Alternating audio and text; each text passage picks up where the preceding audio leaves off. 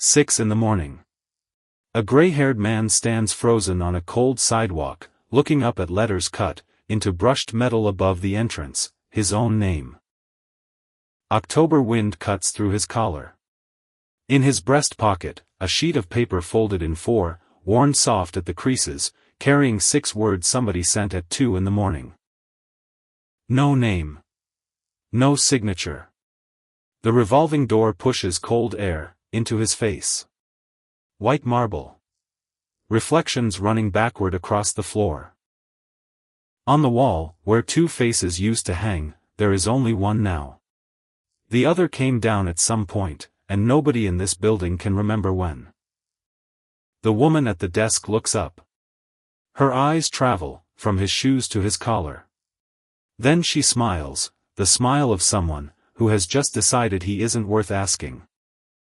Behind the glass of the boardroom, 12 men are laughing.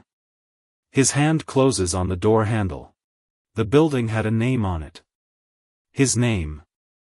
Desmond Okafor stood on the sidewalk across the street, and looked up at it like a man looking at a grave he'd paid for himself.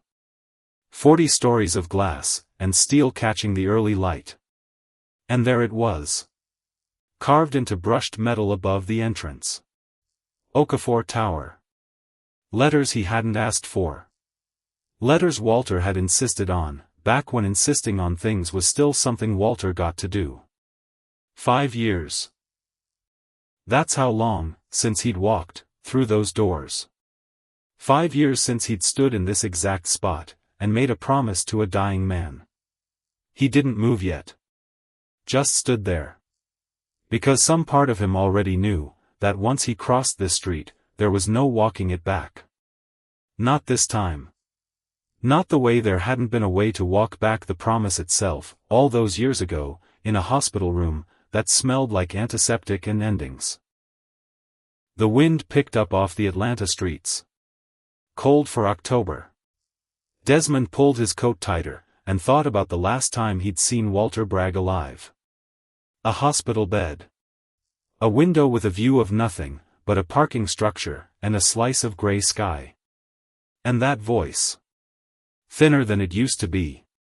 But still stubborn as hell. Let them run it, Des. You've given enough. He'd believed him. God help him, he'd believed him, with his whole chest, the way you believe the last thing a dying friend asks of you, because to doubt it would feel like a second kind of loss. Now he wasn't so sure believing had been the right thing to do. 3 weeks earlier, an email had landed in his personal inbox. No sender name. No signature. Just 6 words sitting there in the subject line like a hand reaching out of the dark. They think you forgot everything. He'd almost deleted it. Almost.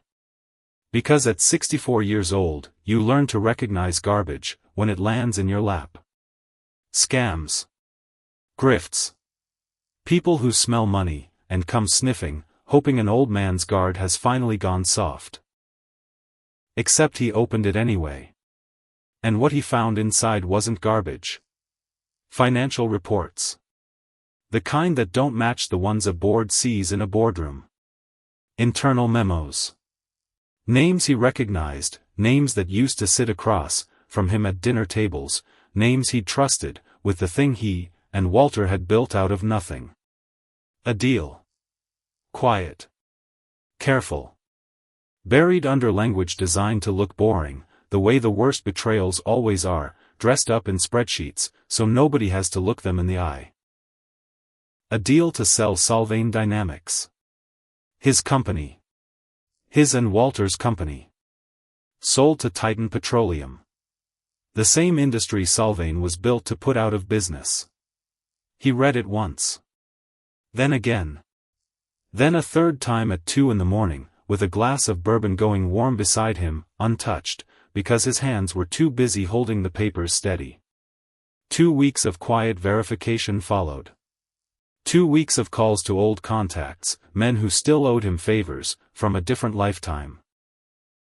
2 weeks of a private investigator he trusted more than he trusted most people still breathing. Every signature checked out. Every number lined up like dominoes waiting for the first push. Preston Kane, CEO. The man Walter had groomed himself. Hand to hand. Meeting to meeting. Years of patient investment poured into a man who Walter had believed, with everything in him, would carry the mission forward. Grant Ellison. Coup. Preston's shadow. The kind of man who smiled only right before he took something from you, and smiled wide enough that most people mistook it for warmth. They were selling Solvane Dynamics for $3 billion under market value.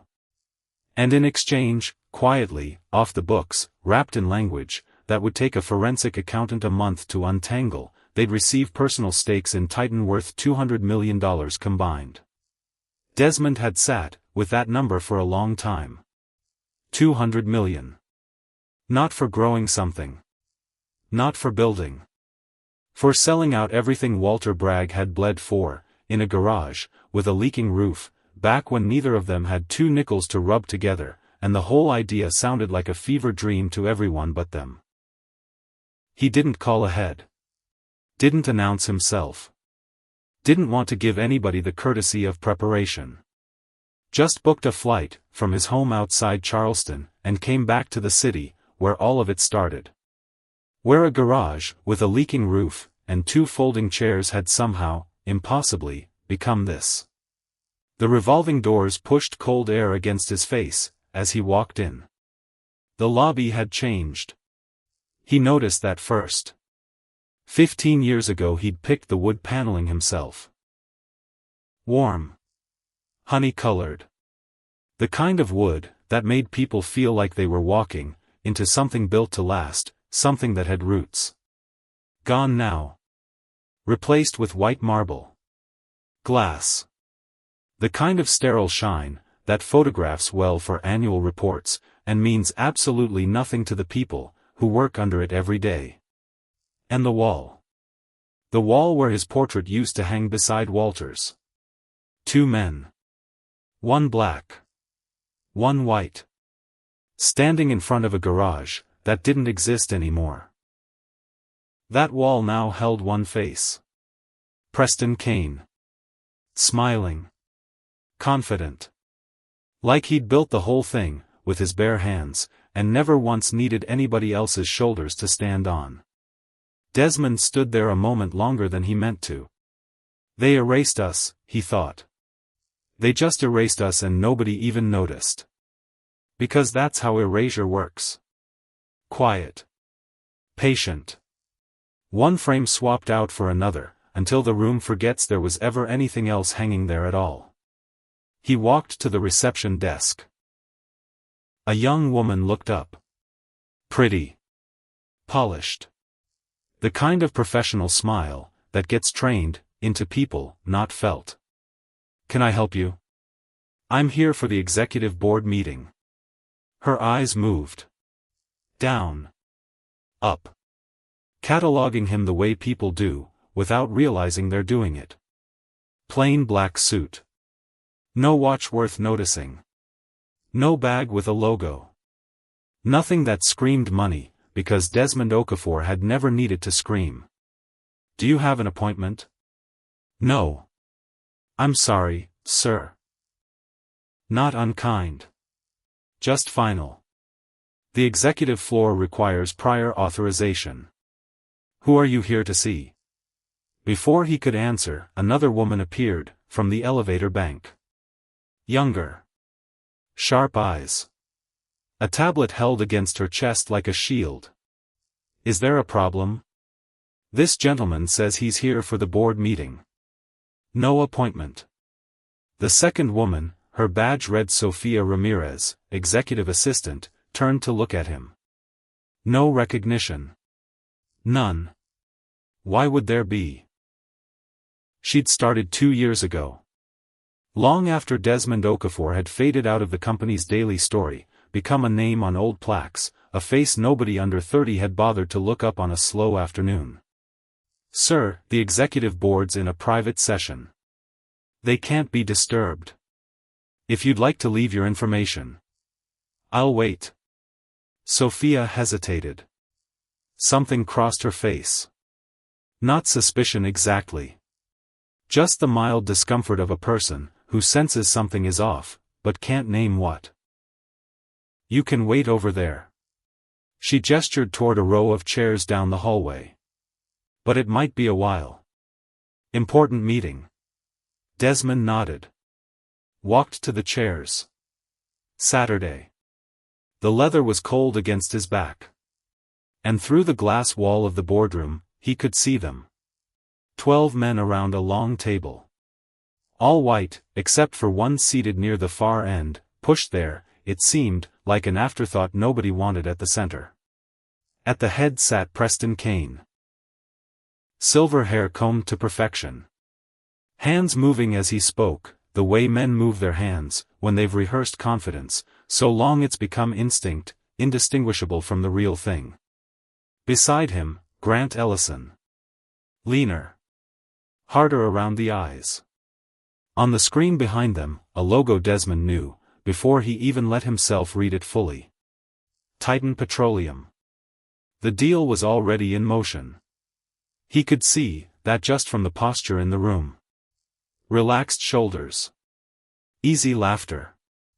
Men who believed they'd already won, because in their experience, men like them usually had.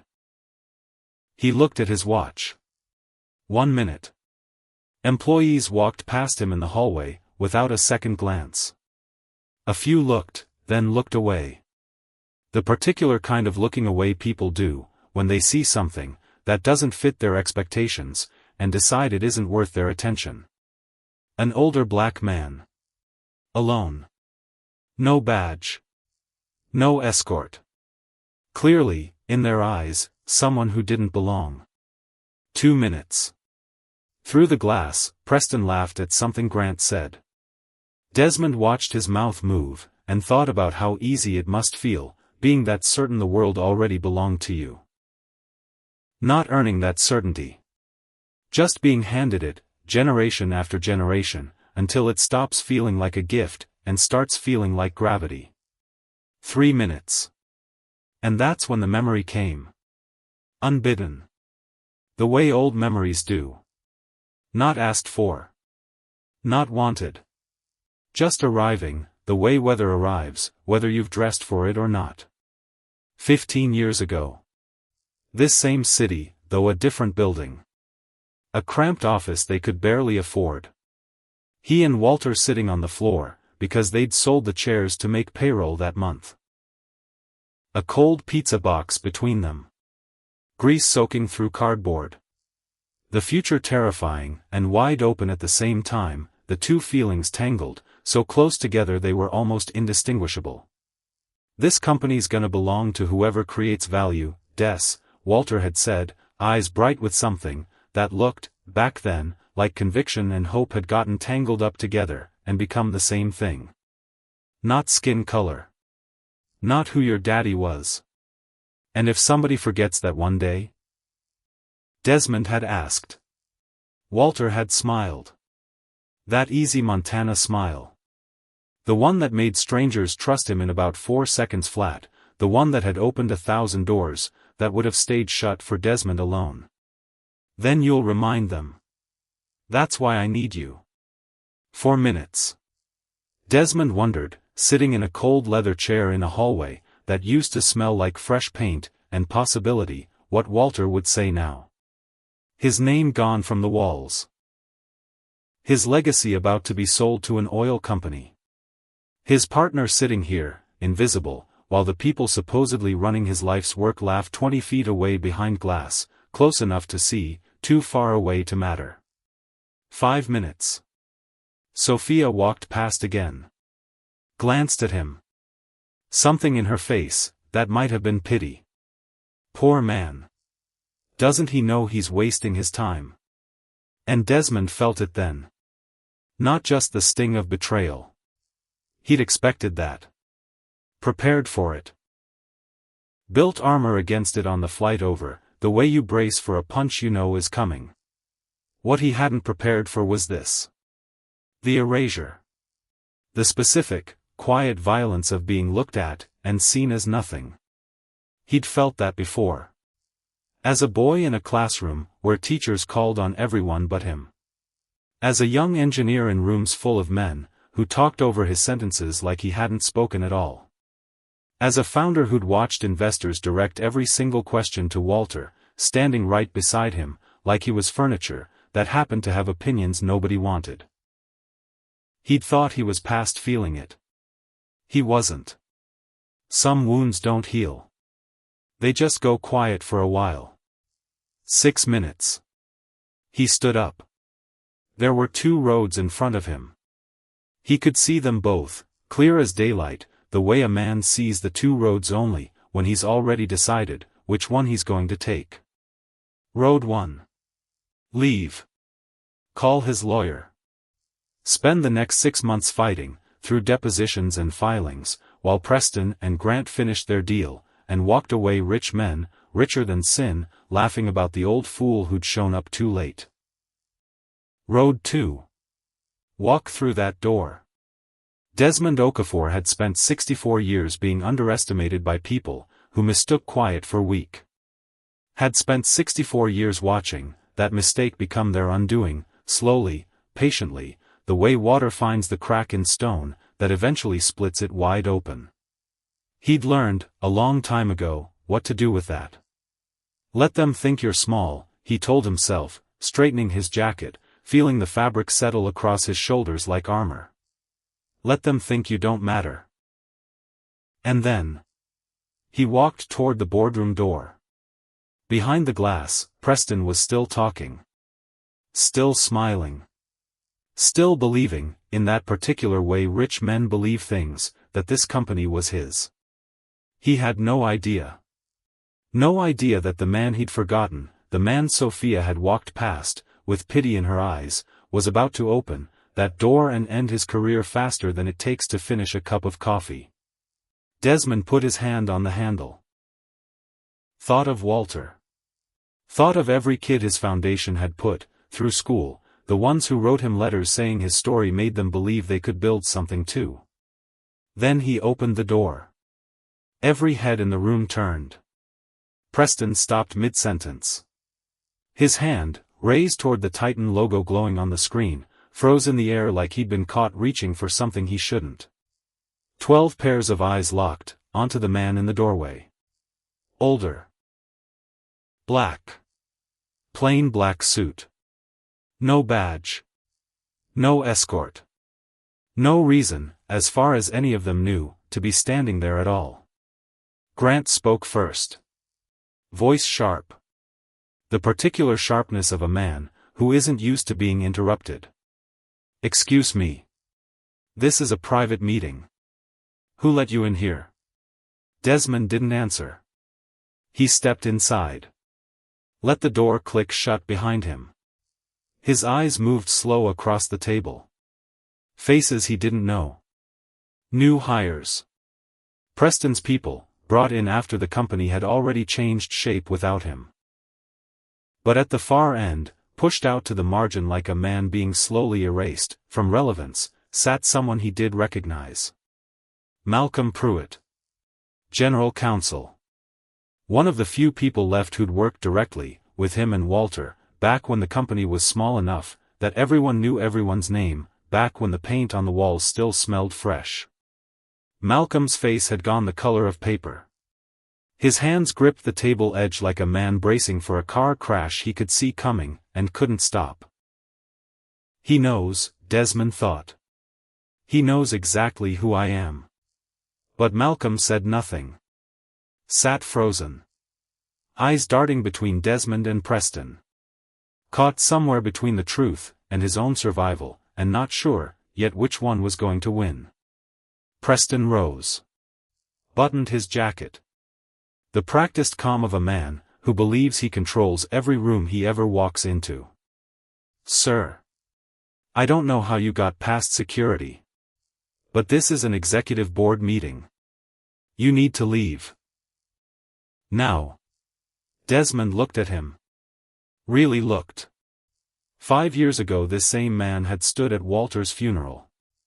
Given a speech about legacy. About honor. About carrying the torch forward.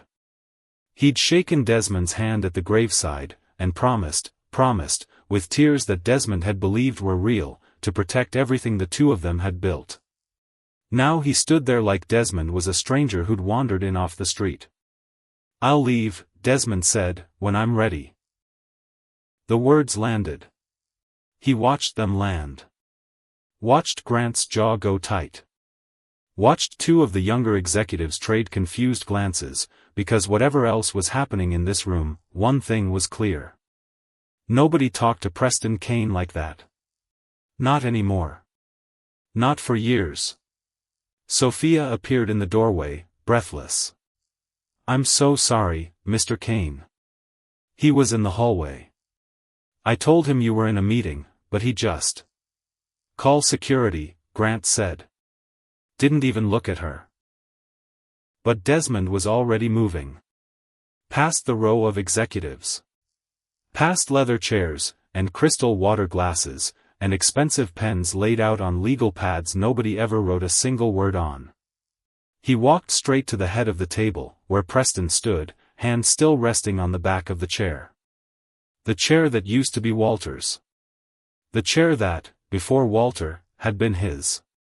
"That seat," Desmond said. Voice quiet. Voice steady in a way that made it worse. "Who told you that you could sit in it?" Something flickered across Preston's face. A crack. Just for a second, before he pulled the mask back into place. "I'm the CEO of this company. I sit where I choose. You're the CEO because I allowed it." Desmond pulled the chair out from the table. "This seat belonged to Walter Bragg. Before Walter, it belonged to me. And according to the charter I wrote, with my own two hands 15 years ago, it still does." He sat down. The silence that followed had weight to it. You could feel it pressing on the room. 12 men staring at a black man who'd just taken the chairman's seat like he owned it. Because he did. Preston's face flushed. "I don't know who you think you are. But this is completely inappropriate.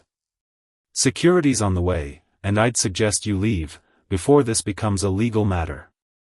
Desmond folded his hands on the table. "My name is Desmond Okafor. I own 51% of this company." He paused. "Let that land too. And I've just spent 6 minutes sitting in a hallway of a building, with my own name on it, being treated like I don't belong here." He looked around the table. Met every set of eyes, one by one, unhurried. "So let me ask you gentlemen something. Who exactly does not belong in this room?" The name hit like something dropped, from a great height. Desmond Okafor. The founder. The legend. The man whose portrait had hung in the lobby until, as it turned out, Preston had quietly taken it down 3 years ago, and nobody had thought to mention it to anyone who might have cared. Most of the men at this table had never met him. To them he was a ghost. A signature on old documents. A face in some grainy company video nobody watched anymore. He wasn't supposed to be real. Malcolm let out a breath he seemed to have been holding for hours. His hands finally released the table's edge. The man he'd emailed 3 weeks earlier, the man whose life he'd risked appending everything to reach, was sitting 10 feet away from him.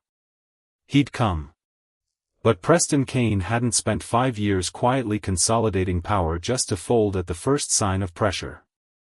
"Mr. Okafor." He forced calm into his voice, though it cracked at the edges like ice under weight. "We all respect your history with this company. Your contributions were invaluable. But you stepped away from operational leadership 5 years ago. The board and I have run Solvane since then. And I think the results speak for themselves." Grant nodded, seeing an opening, and leaning into it. "With respect, sir, your role now is that of a shareholder. Shareholders attend annual meetings. They don't storm executive sessions, and start making demands. Is that so?" Desmond reached into the leather bag he'd carried in with him. pulled out a thick folder. Set it on the table, with a sound that seemed louder than it should have been. "What is that?" Preston asked. "Your resignation." Grant laughed. Short. Incredulous. "You can't be serious. You have no authority to." "I have every authority." Desmond opened the folder. Spread the pages across the table like a man laying out cards he'd been holding for a very long time. Article 7. Section 3 of the Company Charter. The Bragg Clause.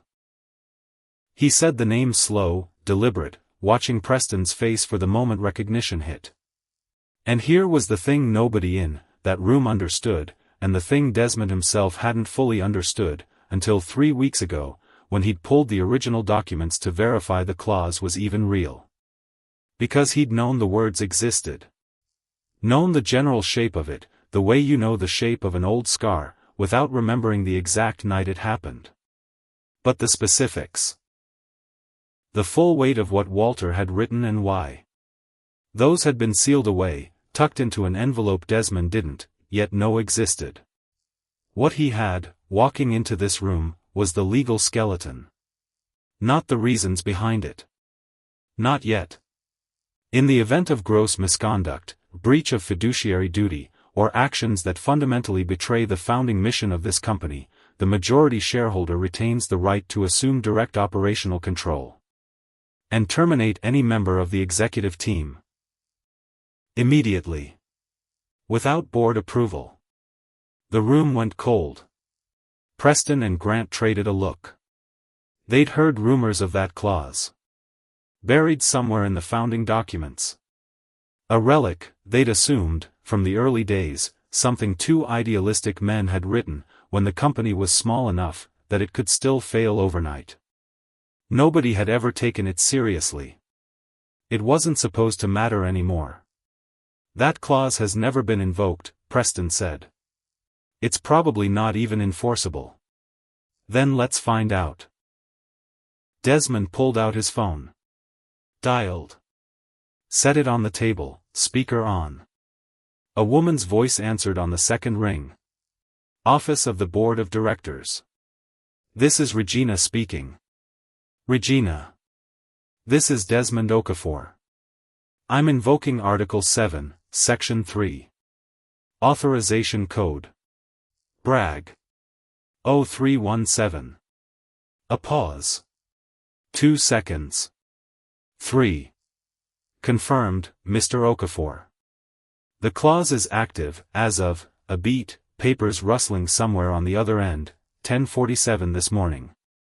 All executive authority temporarily transfers to the majority shareholder, until further notice. Should I notify legal and external counsel? Yes. And I want this airtight within the hour. Understood. Anything else, sir? That'll be all. Thank you, Regina. He ended the call. Looked up. The color had drained clean out of Preston's face. Beside him, Grant gripped the armrests of his chair like a man, who could feel the floor tilting beneath him, and had nothing to hold on to. At that moment, 2 security guards appeared in the doorway. Middle-aged. Bored expressions of men just doing a job, that hadn't asked them to think too hard. Mr. Kane, the first said. You called for security? Preston pointed at Desmond. Remove this man from the building. He's trespassing. The guards hesitated. They looked at the older black man sitting calmly in the chairman's seat. Then at the white executives standing around him, panic starting to show, through their tailored composure. Something about the arithmetic of the room didn't add up, and even men paid to not ask questions could feel it. Desmond looked at them. Voice even. You can stay, he said. I may need witnesses. He turned back to the table. Opened the folder wider. Page after page of evidence spilled out under the fluorescent lights. Internal memos between Preston and Grant discussing the Titan sale. Financial projections showing the company deliberately undervalued. Emails confirming $200 million in personal compensation waiting on the other side of the deal. And at the very bottom of the stack, a transcript. "This is from a meeting the two of you held 6 months ago," Desmond said, resting a finger on the page. "Just the two of you. In this building. You thought no one was listening." He read it aloud. Flat. Unhurried. Quote. "Okafor will never know. He disappeared years ago. We own this company now." End quote. Grant's face twisted. "Where did you get that? That recording's illegal. It won't hold up in court." "Maybe not in court." Desmond let the silence stretch a beat before finishing. "But it holds up just fine in this room." He looked around at the other executives, the men who'd sat, through months of meetings, watching their leadership quietly abandon everything the company had ever claimed to stand for, and said nothing. "Did any of you know about this? Did any of you think to ask why we were selling to an oil company? Why we were walking away from everything this place was built to do?" Nobody answered. Some studied the table like it had suddenly become fascinating. Others stared straight ahead, unwilling to meet his eyes. Only Malcolm looked at him directly. And in that look, Desmond saw something that might have been gratitude. Or relief. Or both, tangled together the way those two feelings sometimes get. Desmond stood. Placed both hands flat on the table. Leaned forward. "Preston Kane. Grant Ellison. You are both terminated. Effective immediately. Gross violation of fiduciary duty. Breach of the company charter. Conspiracy to defraud shareholders." He straightened. "You'll be escorted from this building within 30 minutes. Your access to every company system has already been revoked. If you attempt to remove any documents, any files, anything, you will be prosecuted. To the fullest extent the law allows." Preston's voice came out strangled. "You can't do this. We have contracts. Lawyers. This will not stand. Then sue me." Desmond straightened his jacket. "But you should know something first.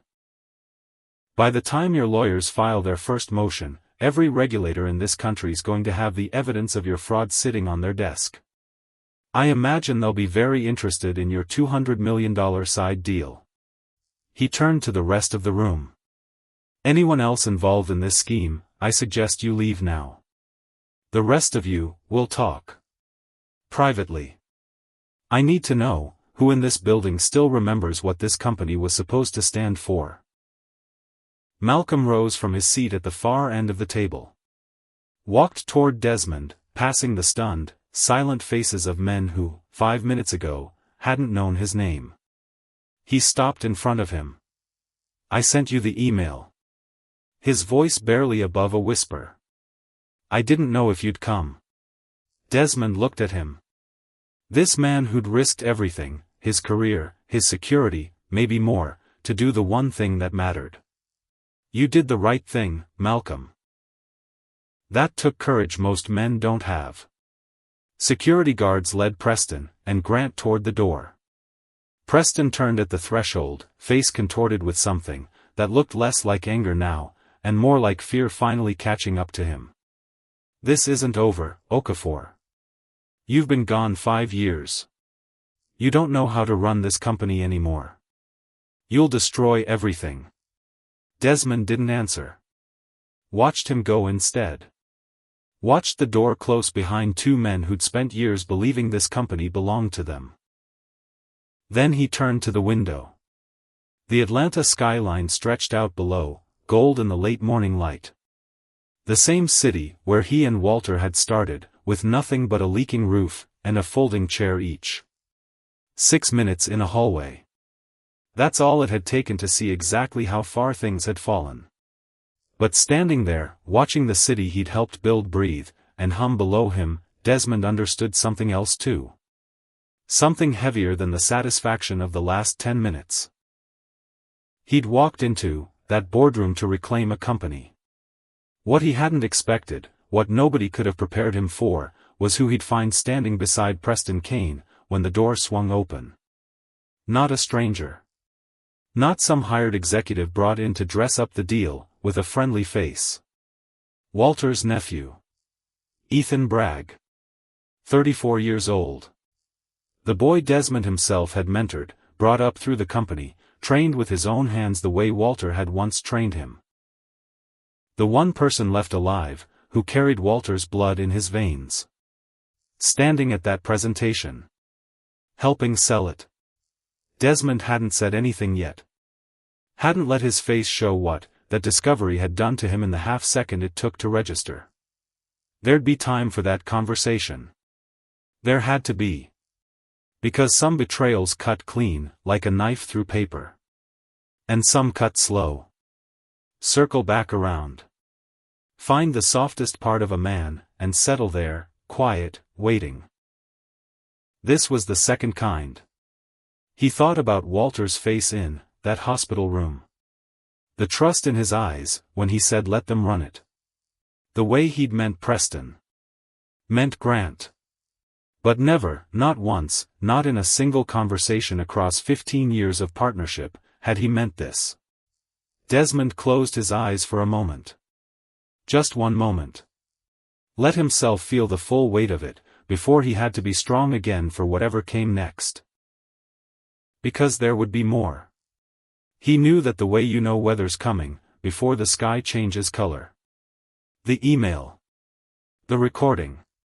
Somebody out there had wanted him to find all of this, had wanted him back in this building, and he still didn't know why. Still didn't know who. Malcolm was loyal. That much he trusted now. But loyalty and knowledge weren't the same thing. And somewhere in this building, in these files, in the quiet corners of a company that used to feel like home, there were answers he hadn't found yet. Answers about Ethan. Answers about how deep this actually went. Desmond opened his eyes. Looked out at the skyline one more time. Somewhere out there, past the glass, and the steel, and the noise of a city that never stopped moving, was the garage, where all of this had started. Gone now, probably. Paved over. Replaced by something newer, shinier, forgotten the way most beginnings eventually are. But he remembered it. Every inch. The cold floor. The pizza box. Walter's voice, young and certain, promising a future neither of them could have fully imagined. This company's gonna belong to whoever creates value, Des. He'd believed that once with his whole chest. Now he had to find out how much of it was still true. How much of it Preston and Grant had managed to burn down, before he'd gotten here. And whether the boy standing next to them, Walter's own blood, had been part of the fire, from the start, or just another person who'd wandered too close to it, and gotten caught. 6 minutes. That's all it had taken to bring him back, into this building. He had a feeling the next few weeks were going to take a great deal longer to survive. Behind him, the boardroom door opened again. Sophia stood there, tablet still clutched to her chest, but her face had changed, since the hallway. Something had shifted in it. Uncertainty, maybe. Or the beginning of understanding. Mr. Okafor, she said, quiet. There's someone here asking for you. Says his name is Ethan Bragg. Says it's urgent. Desmond turned from the window. Felt something settle cold, and still in his chest. The particular calm, that comes right, before a man steps, into a fight he already knows is going to cost him something. Send him in. Ethan Bragg stood in the doorway like a man, who wasn't sure the floor would hold him. 34 years old. Walter's nose. Walter's jaw. And for one terrible second, Desmond couldn't look at him, without seeing his old friend standing there instead. 25 years younger. Half a lifetime ago. Before cancer. Before all of this. Except this wasn't Walter. This was the boy Walter had begged him to watch over. The boy Desmond had personally walked through his first orientation. Taught him how to read a balance sheet at a kitchen table in Charleston. Sat with him at his uncle's funeral and held his hand, while a whole church wept. And 20 minutes ago, this same boy had been standing beside Preston Kane, presenting the deal that would have sold Solvane Dynamics for parts. Mr. Okafor. Ethan's voice cracked on the second word. I need to explain. Do you? Flat. Not a question anymore. A door closing. Ethan flinched like he'd been struck. It's not what it looked like. It looked like you helping two men rob your uncle's company. Desmond's voice stayed level. Level was worse than shouting. Level meant he'd already decided something. Tell me how that's not what it looked like. Silence. Because there wasn't an easy answer to that. There never is, when the truth is ugly, and you've spent months telling yourself it wasn't. Ethan's hands were shaking. Desmond noticed that. Filed it away. A man doesn't shake like that over nothing. Preston told me it was already decided, Ethan said. Told me the board had signed off. Told me if I didn't help present it, they'd find somebody who would. He stopped. Started again. And I thought, if I was in the room, I could slow it down. Change something. I didn't know about the recording. I swear to God I didn't know about the 200 million. You knew about the sale. Yes. You knew we were selling to an oil company. Yes. And you said nothing. Ethan's jaw tightened.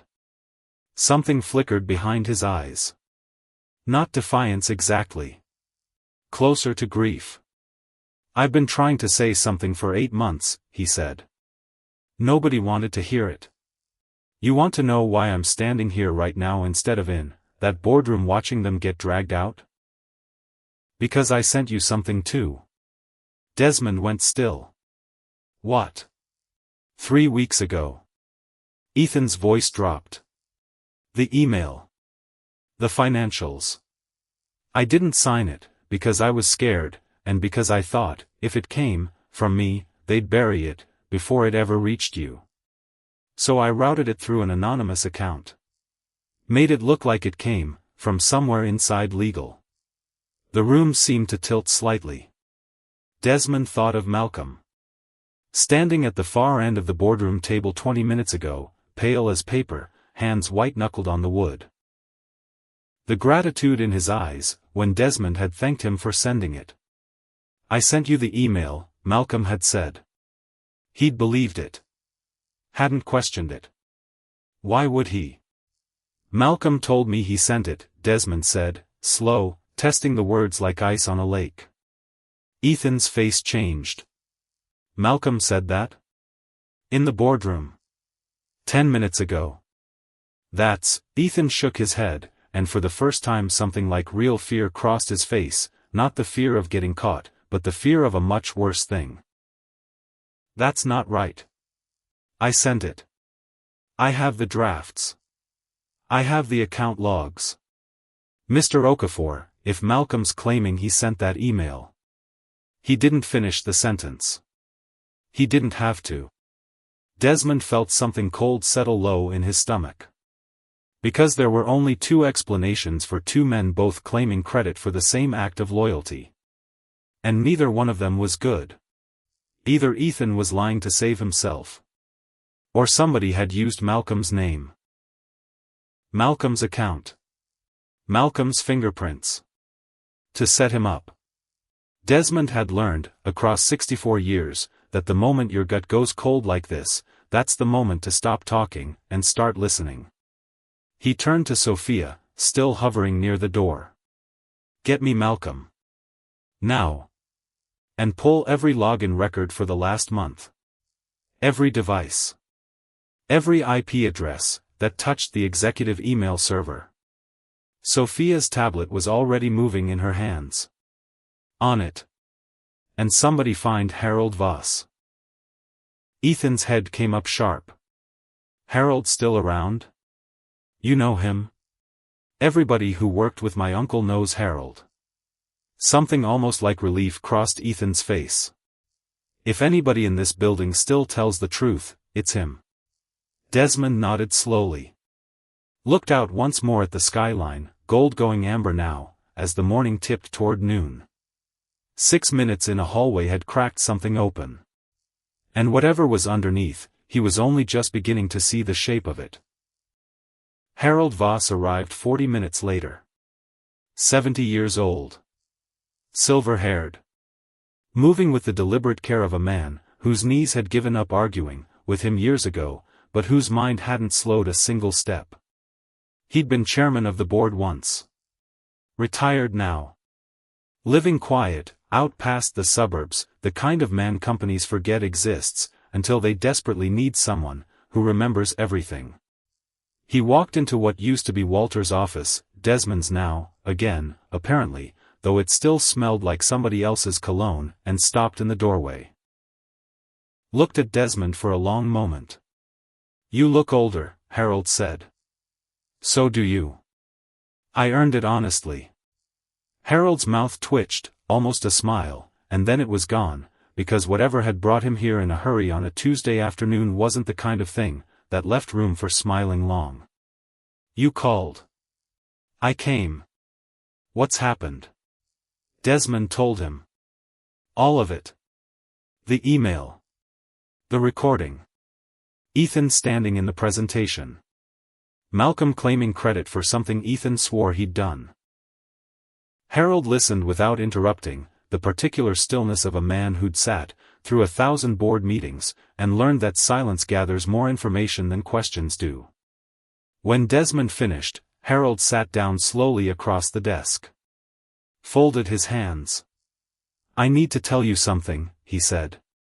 "And you're not going to like the shape of it." "I haven't liked the shape of anything today, Harold." "Go ahead." Preston didn't wake up one morning 5 years ago, and decide to sell this company. Harold's voice was quiet. Careful. The voice of a man choosing each word like it cost him something.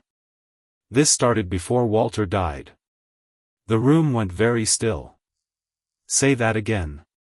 Preston made his first approach to Titan roughly 18 months before Walter passed. Harold held Desmond's eyes, unflinching, because he understood exactly what this was going to do, and had decided he owed it to Desmond straight, no softening. "I know because I sat in a dinner where the subject came up." Casual. Hypothetical, they said. What would a company like this be worth to the right buyer? Walter was already sick by then. Everybody knew he wasn't coming back from it. Desmond's hands had gone flat on the desk. Very still. Doing the arithmetic without meaning to. 18 months before Walter died meant Preston had begun laying the groundwork nearly 6.5 years ago now. Nearly a year and a half before the diagnosis had even been public knowledge outside the family. "You're telling me Preston was planning this, while Walter was still healthy enough to walk into this building every morning?" "I'm telling you Preston saw the first signs of what was coming, long before the rest of us understood what we were looking at, and started building toward an opportunity, while the man he was planning to exploit was still very much alive." Harold's voice didn't rise. It didn't need to. "I should have said something sooner. I told myself it was speculation. Bored gossip. I told myself a lot of things that let me sleep at night, and none of them were true, and I'm sorry for that. Truly." Desmond stood. Walked to the window. Looked out at the same skyline he'd stood in front of that morning, except now it looked different. Colder somehow. Like something underneath the whole city had shifted. Because it wasn't just betrayal anymore. It was betrayal with a start date.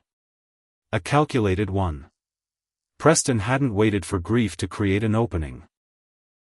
He'd started digging the tunnel, before the ground had even settled, before anybody else even knew there was a tunnel to dig. Walter trusted him, Desmond said, mostly to the glass. Groomed him himself. "I know. He held his hand at the funeral, Harold. I watched him do it. I know that too. Desmond turned around. Why are you telling me this now? Harold's face did something complicated. Guilt, maybe.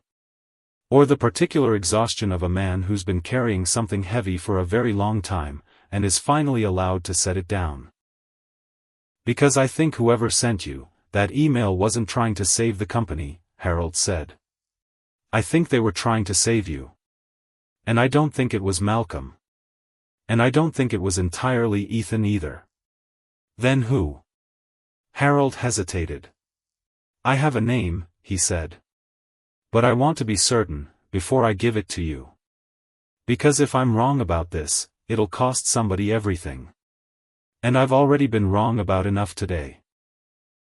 By the time Desmond made it back to what used to be his office, Preston's office, technically, still smelling faintly of cologne, that wasn't his, the security team had pulled every login record, from the last 30 days. The lead engineer, a young man named Raphael, with dark circles under his eyes, and the particular twitchiness of someone who hadn't slept properly since this morning's chaos began, laid it out on the screen. The email that reached you 3 weeks ago, Raphael said. It was routed through 3 proxy servers before it hit your inbox. Somebody didn't want it traced. Can you trace it anyway? Already did. Raphael pulled up a log. The final hop originated from a device registered to Malcolm Pruitt's office. Same floor. Same network. Desmond felt something in his chest tighten. So Malcolm did send it. That's what it looks like. Raphael hesitated. Scrolled further. Except. Except what? Except the timestamp on the device access doesn't match Malcolm's badge swipe that day. Raphael turned the monitor. According to building security, Malcolm Pruitt badged out of this floor at 6:47 p.m. The email was sent from his office computer at 9:12 p.m. 2 hours and 25 minutes after he left the building. The room went quiet. So somebody used his computer, Desmond said slowly, after he'd gone home. Somebody with access to this floor. After hours. Using his login. Raphael's jaw tightened. That's not an accident. That's a setup. Desmond thought about the boardroom. Malcolm's white knuckles on the table. The gratitude in his eyes. I sent you the email. I didn't know if you'd come. He'd believed him. Except believing him now meant something worse. It meant somebody had used Malcolm's loyalty, his history, his reputation as one of the last honest men in this building, as a weapon. Made him a target. Set him up to take a fall that was never his to take. Who else had access to that floor after hours? Desmond asked. Raphael pulled up another screen. Names scrolled past. Security clearances.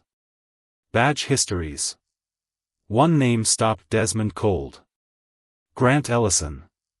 Badged onto the executive floor at 8:58 p.m.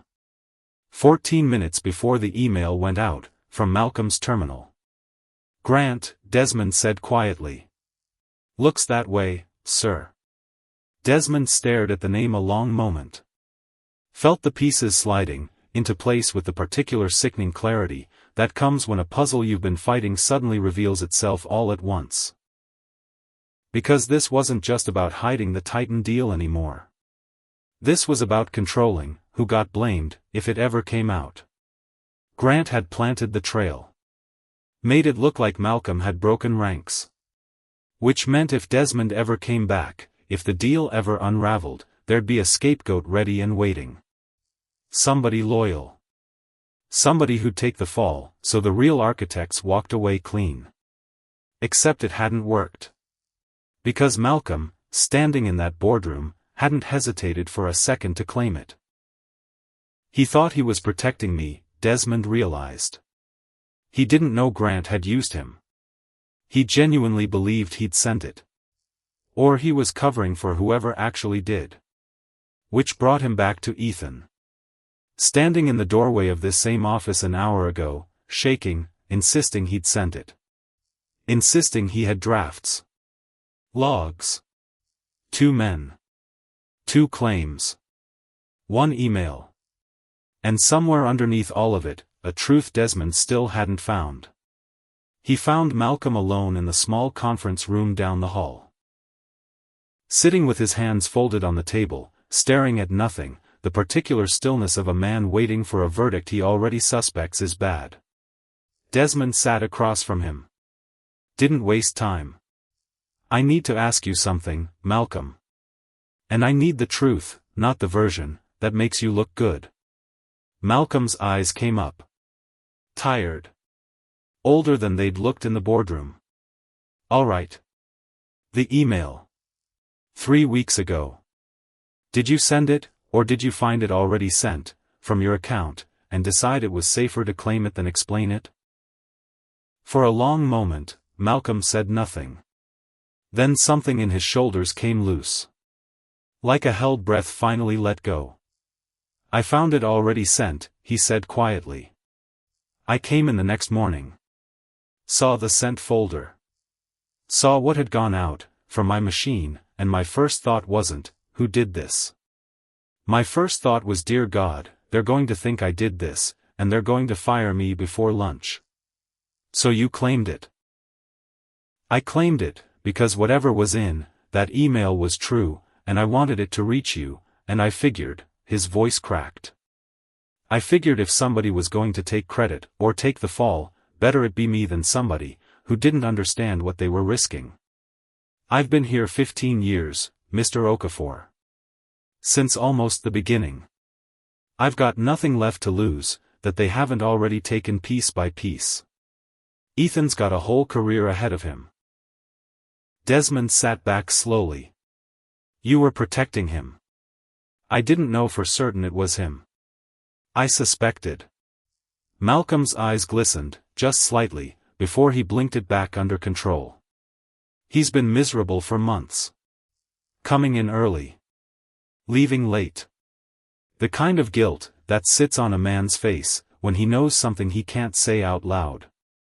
I put it together. I didn't need him to confirm it. It wasn't him either, Desmond said quietly. Grant used your login after hours. Made it look like a leak, from inside legal. Built a scapegoat in case any of this ever came apart. Malcolm's face went through several things at once. Relief. Then anger.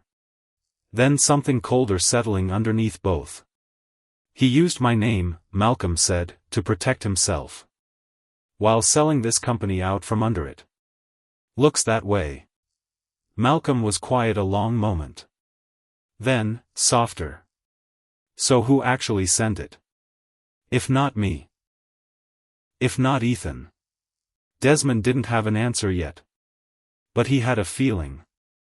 And feelings, at 64 years old, after a lifetime of boardrooms and betrayals, had earned the right to be taken seriously. Harold found him again just before sundown. Stood in the doorway of the office, with something in his hand, a folded piece of paper, worn soft at the creases like it had been carried a long time. I told you I had a name, Harold said. I wanted to be sure, before I gave it to you. I'm sure now. He set the paper on the desk. Desmond unfolded it. A printed email. Sent from an account that didn't belong to Malcolm or Ethan, or anyone currently employed at Solvane Dynamics. A personal address. Simple. Unremarkable. Rubrag 1958 at, followed by the rest of it. Desmond's breath caught somewhere in his chest. That's Walter's old personal email, Harold said quietly. The one he used, before the company ever had a server of its own. I didn't know it still existed. Nobody would have thought to look. Walter's been dead 5 years, Harold. I know. So who's using his account? Harold's face was very still. That's what I came to tell you. I traced the login. It wasn't hacked. wasn't spoofed. It was accessed using credentials that only 2 people alive would ever have known. He let the silence sit a moment. Let Desmond arrive at it himself. "You," Harold said finally, "and one other person Walter trusted enough to give it to, before he died. Somebody he asked to watch over things. Quietly. In case it ever came to this." Desmond stared at the paper in his hands. At Walter's old email address, dormant for 5 years, suddenly waking up at exactly the right moment to save everything the man had built. "Who?" he said. Voice barely above a whisper. Harold met his eyes. "I don't know yet," he admitted. "But whoever it is, they've been watching this company, from the shadows for years. Waiting for the moment it mattered enough to step forward. And Desmond," he paused, weighing the next words carefully. "Whoever they are, they knew exactly what they were doing, when they sent it, through Malcolm's terminal instead of their own. They weren't trying to protect themselves. They were trying to protect somebody else. Somebody they knew would take the fall gladly, if it meant the truth got out." That night, the story broke. Not the way Desmond wanted it to. Not clean. Not on his terms. A financial news outlet ran a headline by 9 p.m., "Solving Dynamics in Chaos, AS Founder Ousts Leadership in Hostile Takeover."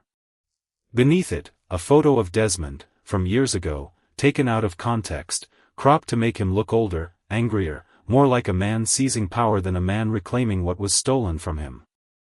By 10, a second story followed. This one worse.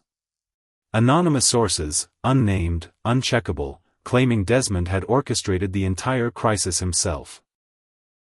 That he'd manufactured evidence to justify pushing out a leadership team that had grown the company successfully for 5 years. That his return wasn't justice. It was a coup. Desmond read it standing in Walter's old office, phone in hand, the blue light of the screen the only thing illuminating the room. So that's the play, he thought. Can't win the boardroom. Try to win the headlines instead. He knew, without needing to trace it, exactly whose fingerprints were on this. Grant didn't have the imagination for something this coordinated. But Preston understood narrative. Understood that in a world of scrolling thumbs, and 30-second attention spans, the first story people read becomes the truth, whether it's accurate or not. By morning, the stock had dropped 11%. By noon, employees were gathering in small, nervous clusters near the elevators, phones out, refreshing the same 3 headlines, over and over, uncertain whether they still had jobs to come back to on Monday.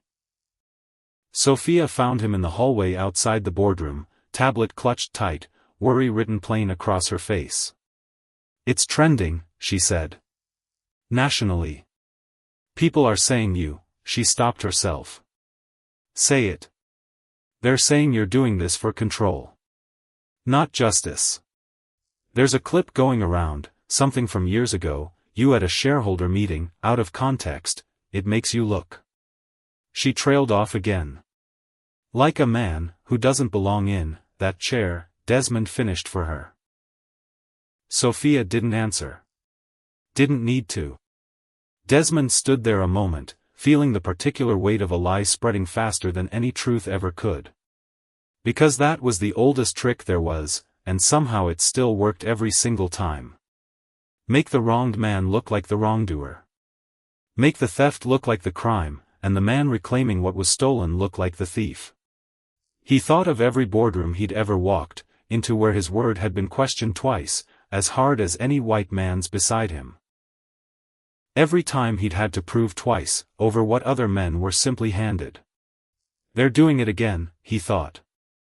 Except this time they've got the whole internet to help them. Ethan found him an hour later, in the small kitchen off the executive floor, staring at a cup of coffee he hadn't touched.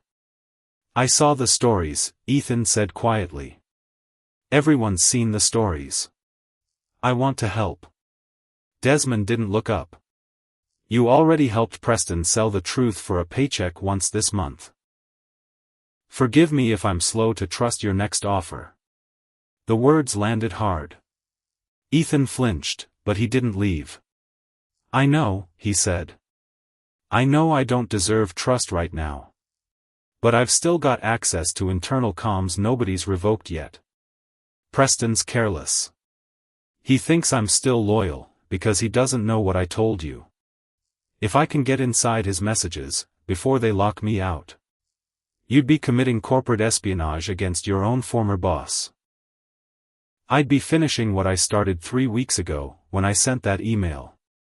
Ethan's voice cracked, but he held Desmond's eyes. I've spent months choosing the easy wrong thing, because I was scared. I don't get to undo that. But I can choose the hard right thing now. If you'll let me. Desmond studied him a long moment. Walter's jaw. Walter's stubborn, hopeful eyes. Trust nearly destroyed me once already this week, he thought. And here I am, about to hand it out again. But something in the boy's face reminded him of another young man, decades ago, sitting on a cold office floor, with a cold pizza box between them, promising a future neither one of them was sure they'd survive long enough to see. You get me proof, Desmond said finally. Real proof. Not promises. And you do it fast, because right now the whole country thinks I stole my own company back, from good men doing good work. Ethan nodded once. Sharp. Certain. I won't waste the chance, he said. I know what it cost to get it. He turned and walked out, already pulling his phone from his pocket, already moving with the urgency of a man trying to outrun the last version of himself. Desmond watched him go, and hoped, more than he'd let himself hope for anything in a long time, that this particular bet wouldn't be the one that finally broke something in him for good. 2 hours later, his phone rang. Unknown number. He almost let it go to voicemail. Almost. Except something told him not to. Desmond Okafor. A pause on the other end. Then a voice, smooth, practiced, the kind of voice that had given 1,000 interviews, and never once sounded uncertain doing it. Mr. Okafor. This is Foster Lang, CEO of Titan Petroleum. Desmond went very still. I imagine you know why I'm calling, Foster continued. I imagine I do. Then let's not waste each other's time. A pause. Papers shuffling somewhere on the other end. I think you and I need to talk. Not about the deal you think we made. About the deal Preston Kane actually made, with us, and I suspect, behind our backs as well. Desmond's grip tightened on the phone. Explain that. Not over the phone, Foster said. Tomorrow. My office. Bring whoever you trust most, because I don't think either one of us is going to like what the other has to say. And Mr. Okafor, his voice dropped, just slightly, the polish cracking to reveal something underneath, that sounded, for the first time, almost human. I think Preston Kane has been lying to both of us. And I think it's time we compared notes, before he finishes burning down everything either of us has left. The line went dead. Desmond stood alone in the small kitchen, coffee gone cold in his hand, the city's lights beginning to flicker on outside the window, as evening settled over Atlanta. 6 minutes in a hallway had brought him back, into this building. He had the distinct, gathering sense that whatever waited for him tomorrow was going to cost a great deal more than 6 minutes to survive. Titan Petroleum's headquarters didn't look like the enemy's fortress Desmond had pictured driving over. Glass. Steel. Clean lines. Could have passed for any tech campus in the country. Which somehow made it worse. Because evil isn't supposed to have good architecture. Evil's supposed to look like what it is. Except it never does. That's the whole trick of it. He walked in with Malcolm at his side. No, Ethan. Not yet. The boy was still chasing down whatever he'd promised to find, and Desmond had decided, against every cautious instinct 64 years had built into him, to trust that promise a little longer. Foster Lang met them in a conference room on the 40th floor. Tall. Silver at the temples. The kind of handshake that's been trained, calibrated, practiced in front of a mirror, until it felt effortless. Mr. Okafor. Foster gestured to a chair. Thank you for coming. You didn't leave me much choice. No. Foster almost smiled. Almost. I suppose I didn't. He sat. Folded his hands. And for a moment he looked less like an oil executive, and more like a man carrying something heavy he'd been waiting a long time to set down. Preston Kane first approached us roughly 6.5 years ago, Foster said. Told us Solvain's board was fully aligned. Told us the deal was clean. Told us your signature would be on the final paperwork, within the year. My signature. Forged, apparently. Though we didn't know that at the time. Foster slid a folder across the table. We found out 3 days ago. Same time, it seems, that you did. He kept the conversation warm for years, small enough gestures, that nobody at Titan thought to question it, and picked it back up in earnest about 18 months ago, once he was confident the timing was finally right. Desmond opened it. Inside, documents. Wire transfers. Offshore accounts. $200 million, exactly as Desmond's own evidence had shown. Except this version went further. Deeper. Numbers that hadn't appeared in Preston's files. Because Preston hadn't just been skimming off Titan's purchase of Solvain. He'd been skimming off Titan itself. He's been overbilling us for 11 months, Foster said. Shell consulting fees. Phantom due diligence charges. We estimate $40 million, minimum, funneled through accounts that don't officially exist. His jaw tightened. Preston Kane wasn't just betraying you, Mr. Okafor. He was betraying everyone in every room he ever sat in. Desmond sat back. Let that settle. So this was never about ideology, he thought. Never about oil versus clean energy, betrayal versus loyalty, none of the big clean lines I wanted this to have. This was about one man. Greedy enough. Careless enough. To rob every single person, who ever trusted him, on both sides of every table he ever sat at. Why tell me this, Desmond said. You could have buried it. Let the deal collapse quietly. Walked away clean. Foster was quiet a moment. Because my father built this company out of nothing, he said finally. The way yours did, well. The way you and Walter Bragg did. And whatever else Titan is, whatever it represents to you, and your industry, it was never built to be robbed blind by a man in a $1,500 suit, who thought nobody was smart enough to catch him. He leaned forward. I want him gone. Same as you. I want it public, same as you. And I want it soon, because every day this stays quiet is another day he moves money somewhere we can't reach it. Malcolm, silent until now, spoke. You have documentation. Enough to end him, Foster said. Enough for both of us. The drive back into the city was quiet. Malcolm stared out the window, papers in his lap, the particular silence of a man doing math in his head, that kept coming out worse each time. 40 million, Malcolm said finally. On top of everything else. On top of everything else. He's not just a traitor, Desmond. He's a thief who forgot to stop. Desmond didn't answer right away. Watched the city slide past outside the window, the same streets he'd walked, as a young man, with nothing but a dream, and a partner, who believed in him, before the world gave him any reason to. Men like Preston don't stop, he said eventually. That's the thing nobody tells you, when you're young, and building something. It's not that he became greedy. It's that greed like his never had an edge to begin with. Just kept going, until somebody with the will to stop him showed up. Malcolm looked at him. And now somebody has. Now somebody has. His phone buzzed. A text from Ethan. 3 words, followed by an attachment. Found something. Come now. Ethan was waiting in a small server room on the 32nd floor. When they arrived, laptop open, eyes red-rimmed from what looked like hours without sleep. I got into an archive Preston thought was deleted, he said, voice tight with the particular energy of a man who's been running on adrenaline for too long. Old drafts.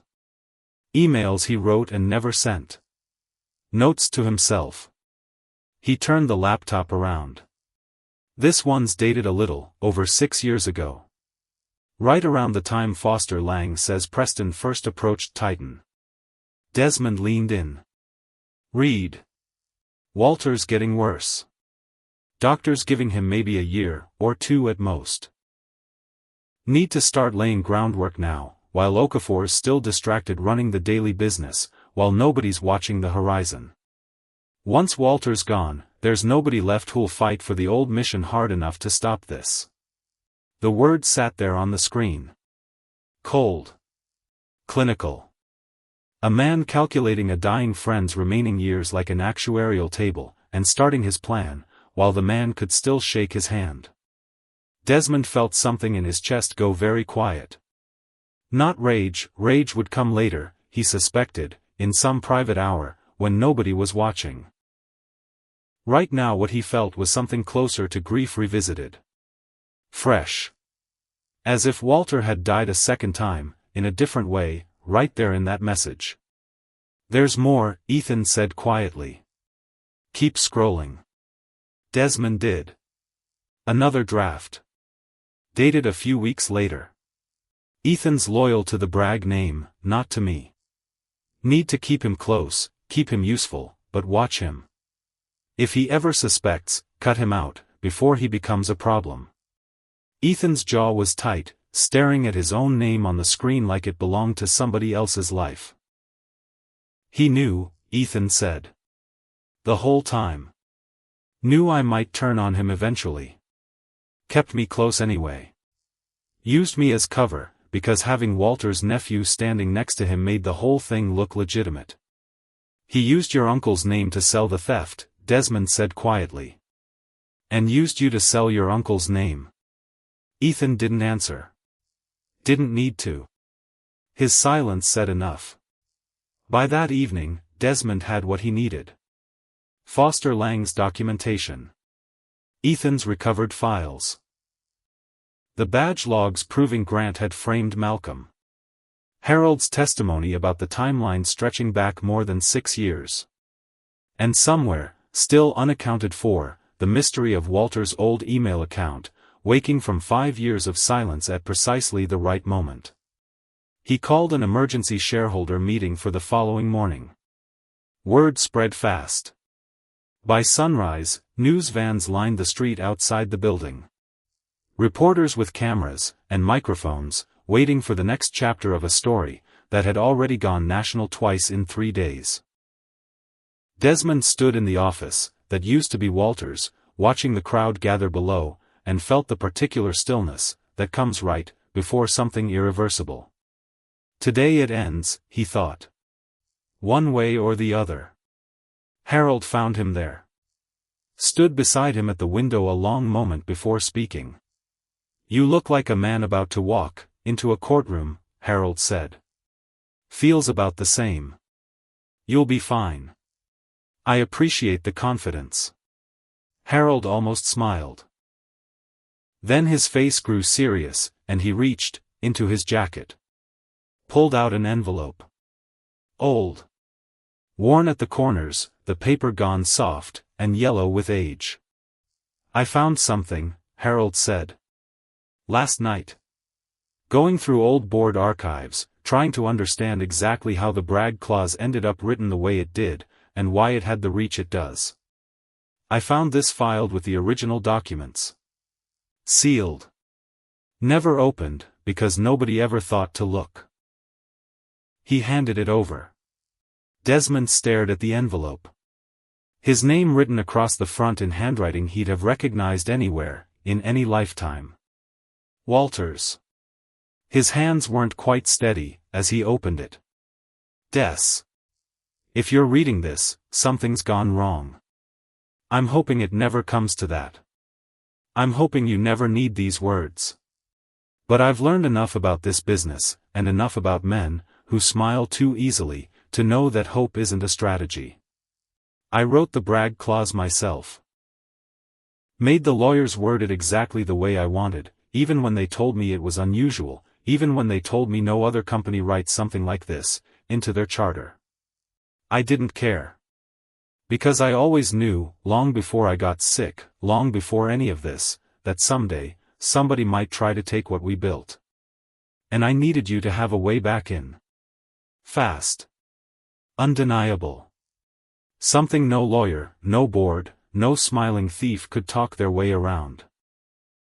I also want you to know something else. Something I never said out loud, because men like us don't always say the important things out loud, do we? You were never the visionary, because I made room for you. You made room for yourself, every single day, in rooms that didn't want you there, and I got to stand beside you, and watch you do it. That was the privilege of my life. Not the company. Not the money. You. If somebody's betrayed this place, Des, I want you to remember something. It was never really mine. It was never really yours either, not completely. It belongs to everybody, whoever showed up, and did the work honestly. Your job, if it's come to this, isn't just to take it back. It's to make sure it stays theirs too. All of them. The ones nobody else in that boardroom ever bothered to see. Go remind them who we built this for. I love you, brother.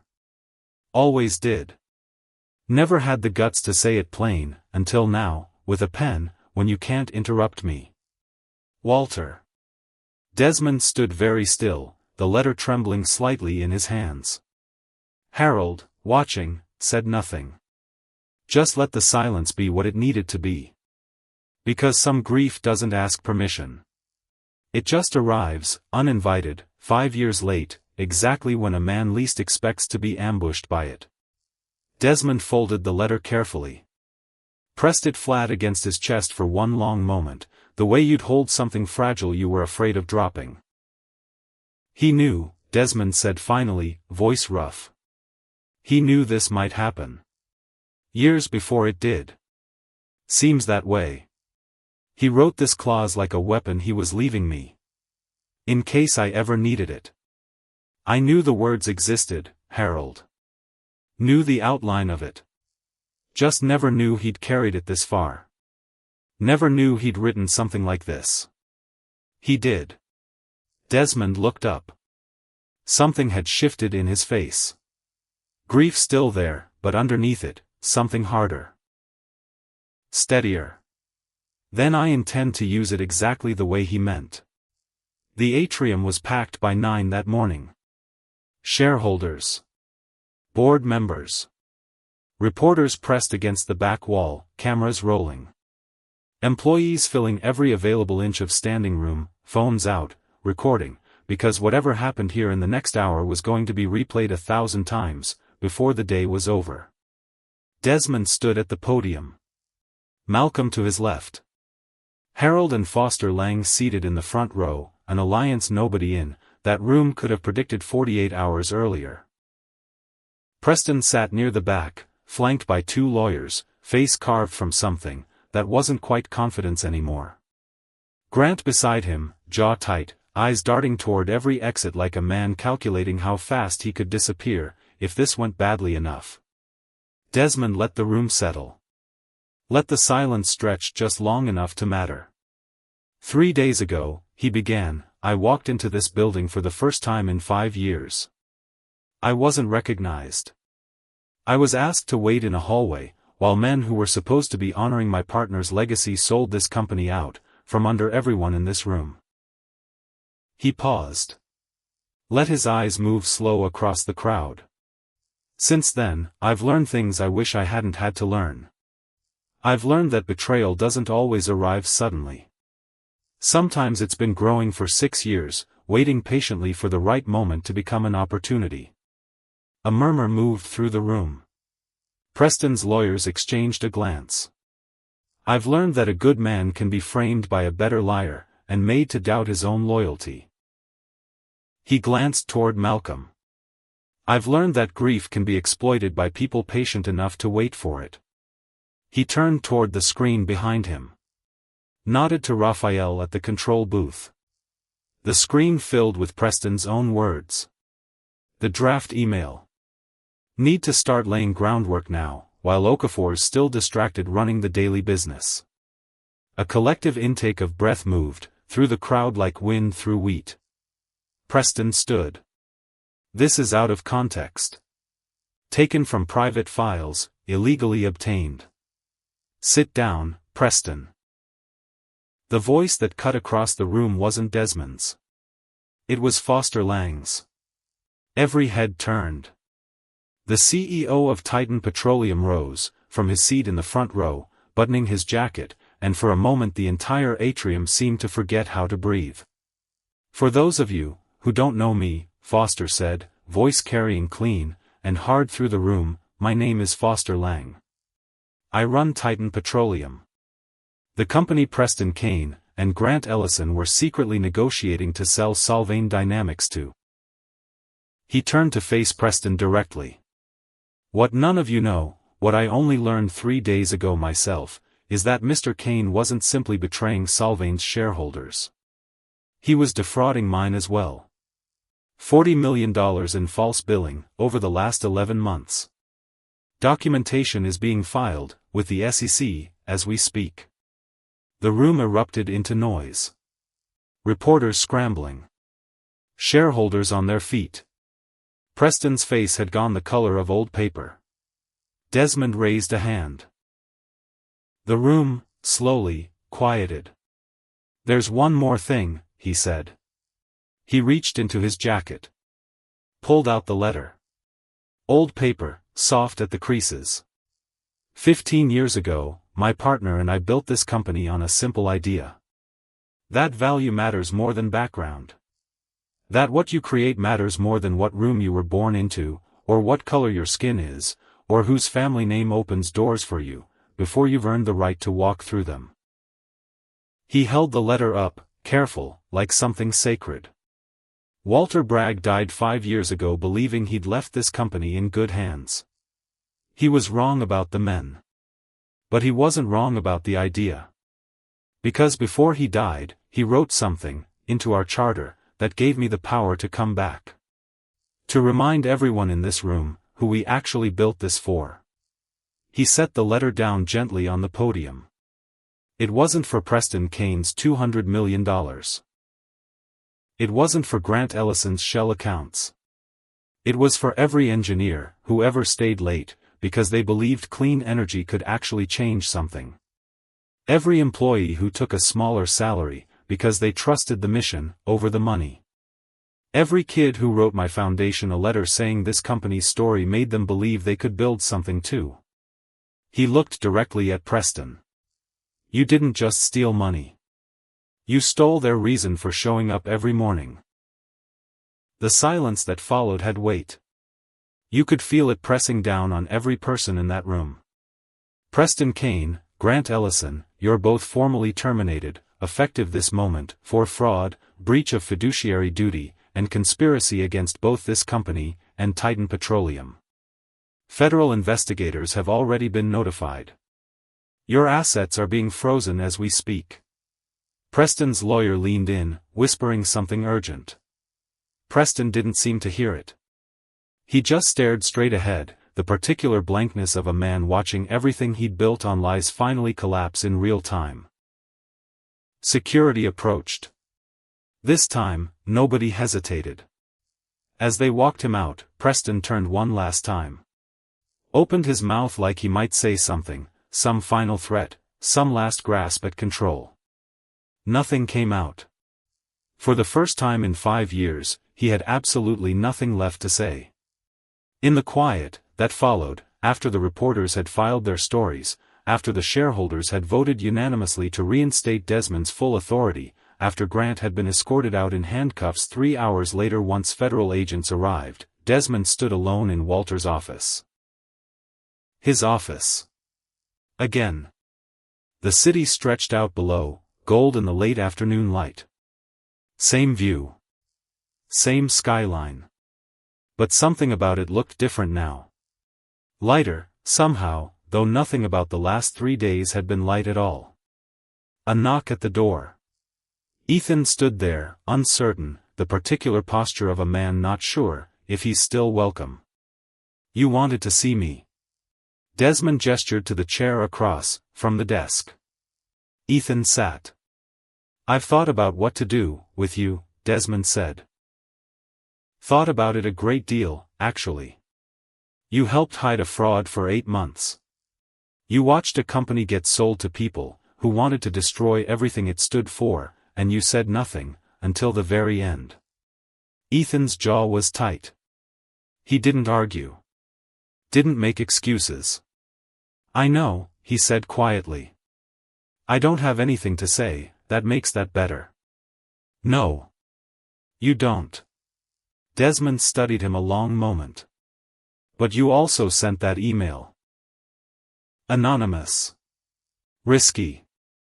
Knowing full well it could end your career if it ever got traced back to you.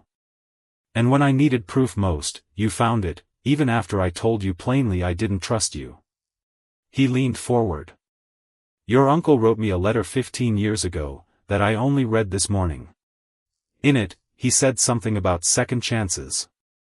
About building something that belongs to more than just the people who happen to be standing closest to power." He slid a folder across the desk. Ethan opened it. Stared. Looked up, uncertain he was reading it correctly. "Director of Ethics and Compliance," Desmond said. "New position. I'm creating it specifically because of what happened this week. Somebody needs to make sure this never happens again. Somebody who's seen exactly how it starts, exactly how quiet and reasonable it looks in the beginning, before it becomes something like this." Ethan's hands were trembling slightly around the folder.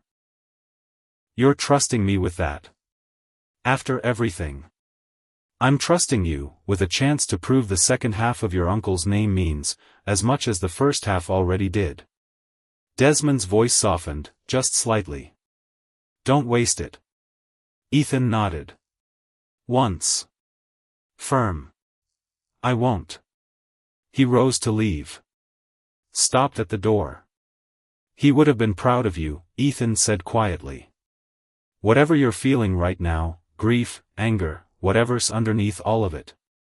He would have been proud of how you handled this." Desmond didn't answer right away. "I know," he said finally. "I read it in his own handwriting this morning." That evening, Malcolm found him still in the office, the letter folded neatly on the desk beside a framed photograph he must have brought from home. 2 men, younger, standing in front of a garage that no longer existed, both smiling like the future hadn't decided yet whether to be kind to them. "You did the right thing today," Malcolm said, standing in the doorway. "I did the necessary thing. Sometimes those are the same." Desmond almost smiled. "Almost." "I owe you an apology," he said.